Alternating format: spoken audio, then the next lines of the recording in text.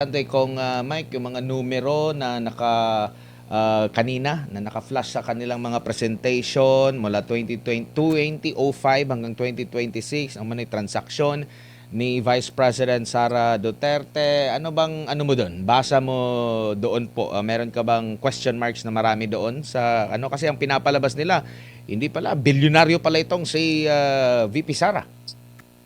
Actually, Admar, walang kwenta yung hearing kanina. Walang kakwenta-kwenta. Pinanood ko, halos makatulog na nga ako doon sa hearing. Kala ko naman may magaganap o may sasabihin na sasabihin mong sensitibo o delikado. Wala eh. Kasi ang una dyan, alam mo, tama yung binanggit ni Congressman Marcoleta at sinundan to ni Congressman Pids Garbin. Di ba ang sabi nila, teka lang, kala ko ba meron na tayong form and substance? Bakit ngayon, parang nagtatanong tayo at parang fishing expedition? Para mapaliwanag to at maintindihan ng ating mga kababayan, kasi di ba nagsabi ka na merong problema sa salin? Sana, kasi ang hirap nung sabihin mong unexplained wealth. Isang napakalaking ah, usapin na hindi mo maipaliwanag ang iyong yaman. Sana sa umpisa pa lang sinabi nila, meron kang bahay, o meron kang kotse, o meron kang ganitong bank account na hindi mo dineklara. Ang kaso wala eh. Ang ginawa nila, nagpresenta sila. O anong unang mali? Ang unang mali, ang violation ni VP Inday Sara ay nung siya ay Vice President. So ang ibig sabihin, from 2022 hanggang sa ngayon, dapat ipinakita nila na meron siyang mga ginawang mali, illegal, o mga pondo na hindi maipaliwanag. Ginawa ninyo 2005. Pagkatapos, ang pangalawang nakita kong mali doon, transactions. Yung pasok at labas ng pera. Aba, umabot nga ng 6 na bilyon. Pero ano yung ginawa ni Congressman Lasal kanina, si Bert? Kasama yan ni B.H. Herrera sa Bagong Henerasyon Party List. No? Ang tanong niya, sabi niya, si Bong Suntay pala ang nagtanong nito. Sabi niya, teka lang, magmula nung 2022, kung kailan siya naging Vice President, ilan yung pumasok at lumabas na pera? Sinabi, sinuma total, 2022, 40 million, 2023, 13 million, 2024, about 3.7 million, tapos 1 million 2025. Pag sinuma total mo yon, more or less 60 million pesos ang lumabas at pumasok. Ang ibig sabihin na lumabas at pumasok, kung ikaw kunyari, swelduhang tao ka, kumikita ka ng 30,000 a month, ang gastos mo naman ay umaabot ng 25,000, biruin mo ang nire-report ng ANLA, 30 plus 25, 55,000 pesos. Ang naiwan mo lang naman sa bangkong totoo, 5,000 pesos. Okay. So, ang 60 million, hindi yun ang naiwan sa bank account ni VP Inday. In fact, hindi naman niya sinabi, hindi niya mapaliwanag. Sabi niya, ilan ba yung naiwan? Sabi niya, hindi ko alam. Basta ito po yung pumasok at lumabas. Yung kanina pinapaliwanag ni Kong BH, napakinggan ko siya. Kasi alam mo, sa AMLA, pag 500,000 and above, nire-report ka agad. Normal yun. Kahit sino sa atin, 500,000 and above, reported ka agad yan sa AMLA. Yung sinasabi nila na suspicious transaction, unang-una, ang mga politiko, o kahit ako, hindi na ako sa gobyerno, parati kami may reporting. Kasi formerly with government, so merong mga reporting na mahigpit ang aming sinasabi nating standard o yung batayan para dito sa AMLA.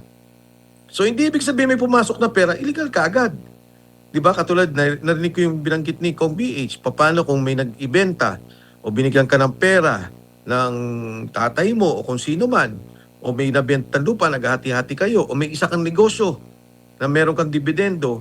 So, yun yung mga nangyari kanina. Pero ang mabigat dito, again, babalikan ko, 60 million pesos lang ang in and out na from 2022 hanggang sa ngayon na kung saan siya ay Vice President. Yung maleta, di ba, sinabi ng mga Marines, isang maleta nga na malaking-malaki, yung extra large nila, 70 million pesos. Isang maleta lang yun. Ito, buong pag-upo niya, magmula 2022, ang parang pinapalabas nila na may kamalian. So, wala akong nakitang hindi ko nakitaan ng kung ano man yun na sinasabi 6 na bilyon, in-out nga ang sinabi. Hindi naman sinabing nasa bank account na yun eh. At hindi lang in, may out pa. Kung ano yung in at ano yung out, binilang mo. At yun ang tinutal mo na sinabi mo, ito ang pera na pumasok at lumabas sa kanyang account. Ang mabigat pa dyan, yung AMLA talaga, wala siyang karapatan na magbigay ng mga ganun o pag-usapan ng Justice Committee. Dahil yan malinaw, korte ang pwedeng magbukas ng mga bank accounts. Sinasabi lang, no, we're already in the process of impeachment. Ang hirap naman ng ganun. So lahat pala lang pwede mong filean immediately, even during hearing or presentation na tinitingnan mo yung substance, papatawag mo na yung AMLA, papakuha mo na yung bank account. Yan yung kaso sa Supreme Court sa ngayon na pinag-uusapan. Pero dapat naging responsable ang komite tungkol dito at maging lalo tigit ang AMLA na talagang alam naman niya may jurisprudence na dyan. May mga desisyon na ang Korte Suprema tungkol dito. Hindi dapat nila pinayagan yung ganyang pagsira, lalo tigit ng isang tao na hinalal ng bayan, Vice President natin, may boto yan. Ang standard ng impeachment, hindi lang basta-basta, napakataas niyan. Diba? Napakabigat nung ginawa ng Kongreso doon sa proseso, sa due process. Pero kung may laman ba, nakakagimbal ba, o ito ba'y makaka-impluensya? Ako, sa akin, sa palagay ko, hindi. Ay halos, hindi ko nga mapanood na. Naintindihan ko pa yung pinag-uusapan nila, pero talagang parang nakita ko witch hunt. Hindi lang fishing expedition, kundi witch hunt ang nangyari sa Committee on Justice hearing. At maaari kong na itong kanilang ginawa kasi nabanggit mo nga may paglabag. Ito rin yung naging pananaw ni Attorney Harry Roque. Basahin ko lang yung recent post niya. Sabi nga niya dito, it is therefore my view, di pala ito. The Bill of Rights guarantees the right of individuals to privacy and security in relation to their bank accounts under the Secrecy of Bank Deposits Law and Anti-Money Laundering Act or AMLA.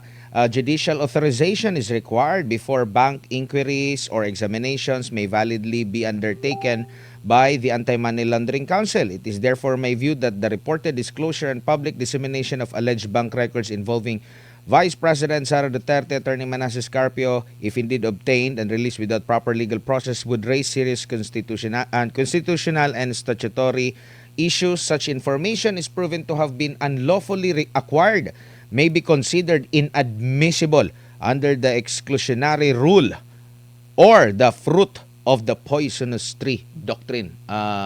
Kong Mike. Tama. Kung himayin mo yung binanggit ni Attorney Harry Roque, una sabi niya yung sa konstitusyon, yung due process. At syempre, yung karapatan ng tao, yung kanyang karapatan sa privacy niya, sa secrecy niya, particular itong bank account.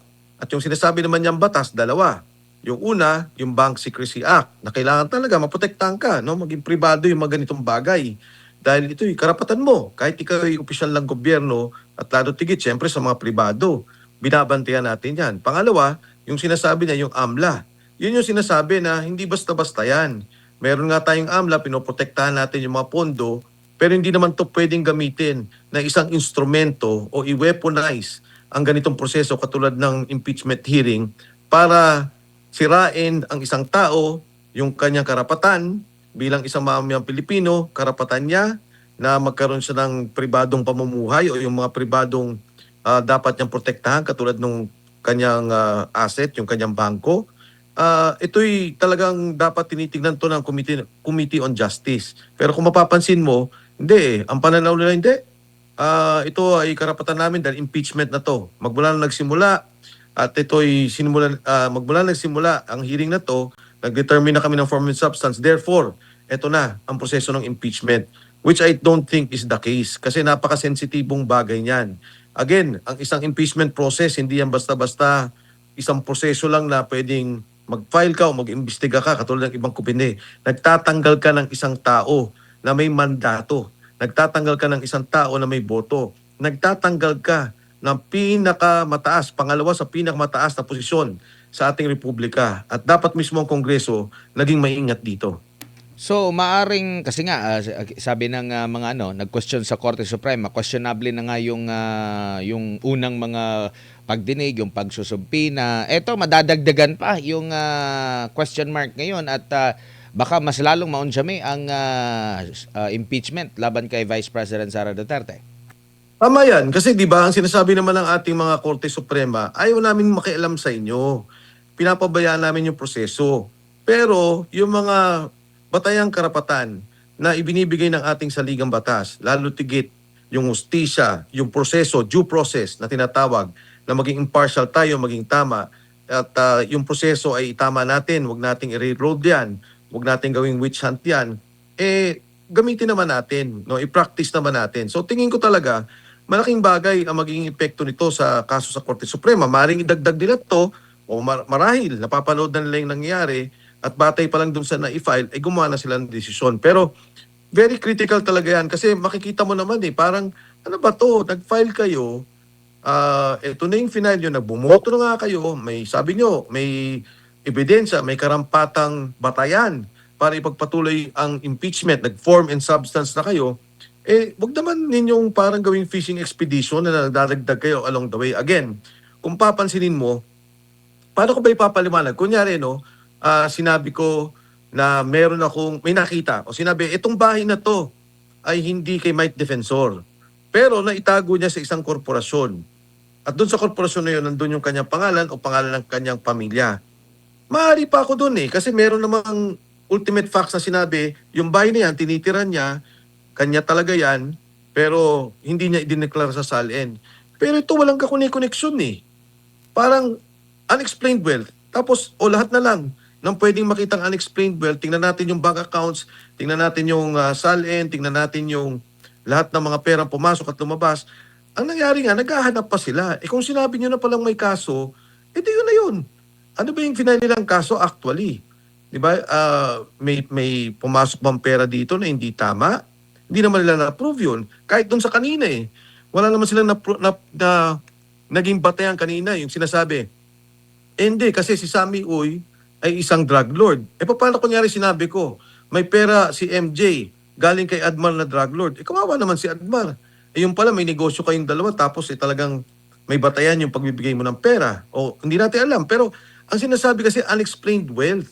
No? Isang meron daw siyang wala sa SALN na talagang pera niya.